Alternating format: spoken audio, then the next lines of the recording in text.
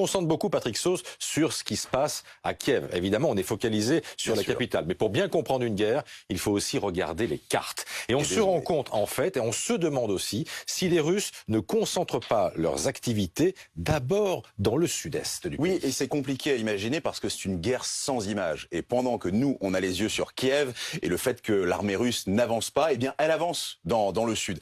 Avec vraiment une dimension très particulière, je vais vous parler là de ce qui se passe dans la mer d'Azov. Je vous rappelle, ça se voit pas vraiment ici, mais les Russes, ils ont très rapidement, après avoir annexé la Crimée, construit un pont sur la péninsule de Kerch. Il fait 33 mètres de hauteur, en tout cas on peut passer avec un bateau qui fait jusqu'à 33 mètres de hauteur. Et on l'avait oublié un petit peu, heureusement Ouest France et le Télégramme en ont parlé, il y a 6 bateaux transporteurs de troupes, mais qui peuvent aussi faire du débarquement de chars, qui ont quitté la Baltique, la mer du Nord, et qui, fin janvier, ont passé la Manche et sont allés jusqu'ici. Et voilà pourquoi on comprend que les Russes cherchent absolument à contrôler la côte ici, parce qu'au lieu de faire tout ce tour en voiture et passer ici par l'isthme de Pérékop, eh bien, ils pourraient débarquer du char.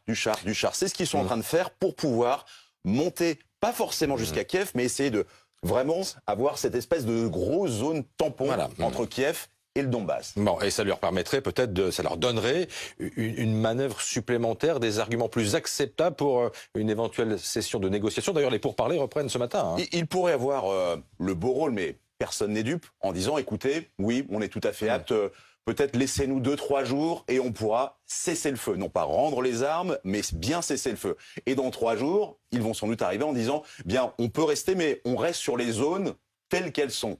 Ça veut dire que vous conservez Kiev, Kharkiv, on peut encore discuter, mais le Donbass, vous aviez peut-être oublié, mais on a un peu avancé, vous voyez. Et c'est ça qui risque de poser problème aux Ukrainiens, parce qu'encore une fois, on ne voit pas vraiment ce qui se passe, mais ça avance.